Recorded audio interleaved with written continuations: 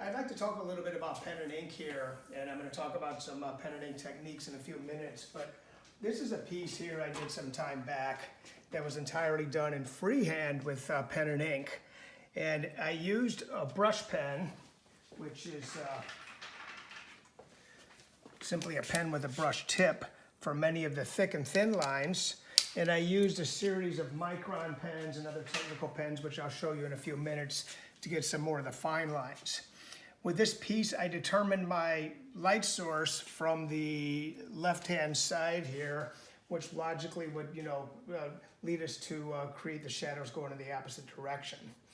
I built up a lot of different midtones and darks in here simply by cross-hatching with black ink. This sky in the background, I accomplished that by, I cheated a little bit, but I didn't want to draw them with a T-square. I didn't want to draw them with a straight edge. I wanted everything to be freehand. So I ran a series of horizontal lines about, I don't know, maybe a ½ inch across, a ¼ inch across, all the way down between these mountains with a pencil, lightly. Then I freehanded the ink lines in so they'd still maintain their sense of looseness while at the same time not going up and down too much. I wanted them to continuously go horizontal across. The stylized clouds were made simply by cross-hatching in different directions within a shape that I created for each cloud, right on top of the sky. I kept the mountains back here just as negative space. It's just, there's no ink there. It's just ink around it. And then the cityscape back here, while it's not detailed, I was careful to make each building a little different so it doesn't become monotonous, just, boxes back there. So they're in the background, but at the same time, I don't want to make it, mundane and monotonous. I cross-hatched this grass, I gave it some texture, then cross-hatched in many different directions to build up the value. That's how you build up value with cross-hatching with ink. It goes more quickly than it does with pencil.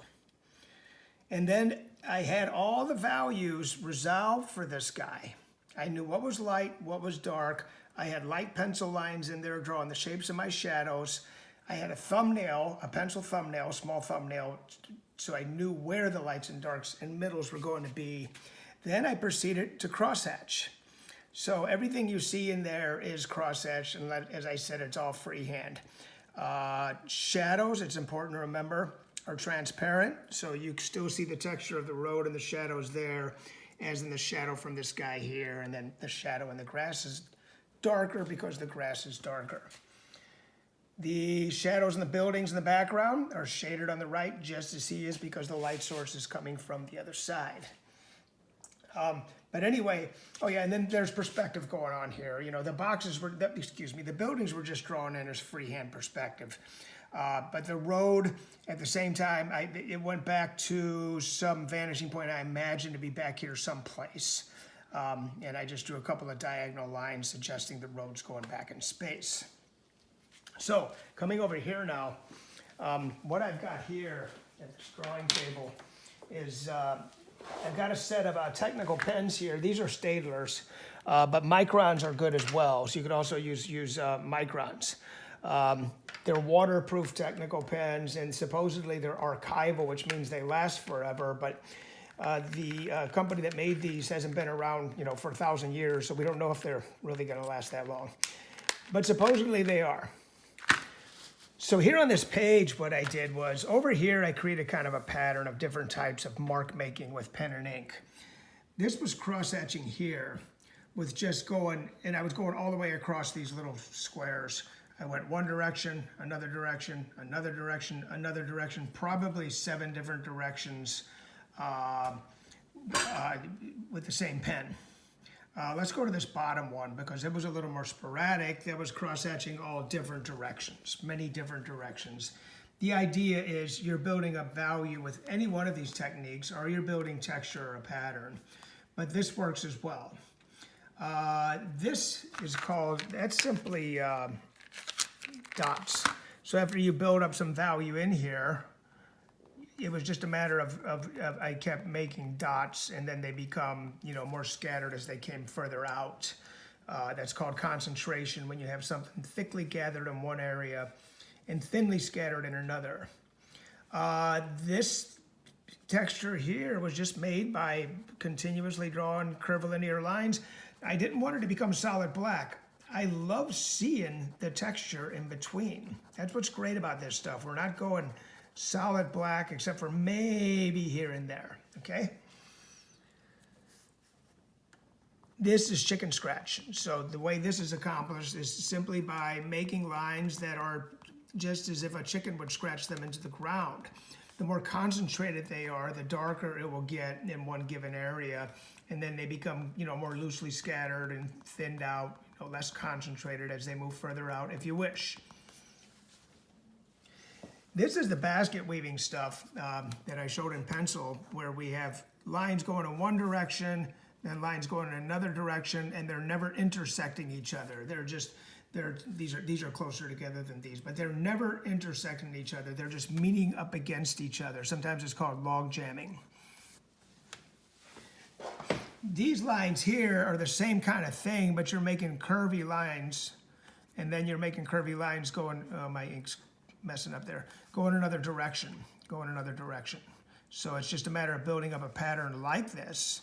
And it's really a lot of fun, actually, especially, you take your time with it, you can make some very interesting patterns. And as mentioned here, this was just cross-hatching in different directions. So some do's and don'ts with cross-hatching. There are different ways of going about it, but this type of cross-hatching, when you lay down your lines, your first set of lines, you're hatching.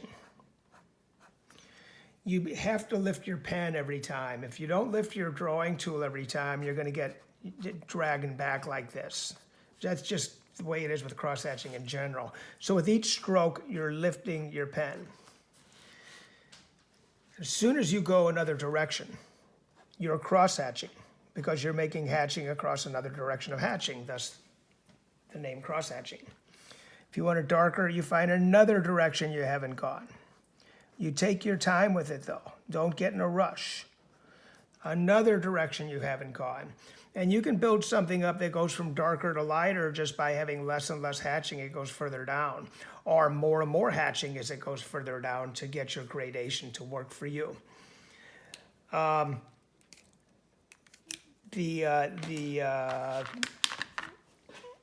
brush pen, where did that go? Right here.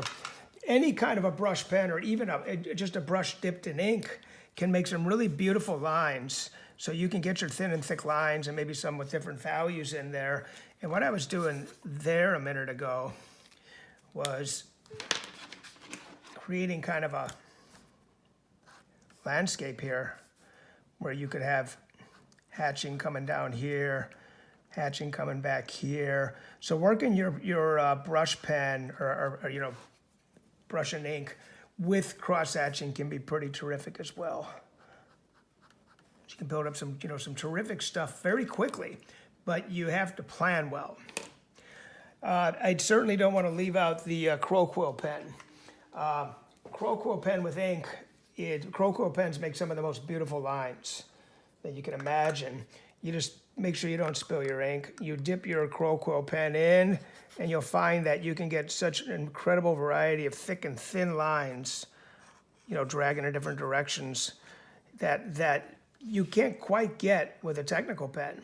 So you could even come in and hatch with your Crow Quill pen. This thing's pretty loaded with ink, but you can hatch with the Crow Quill pen and make some pretty gorgeous lines. But don't mess up like that.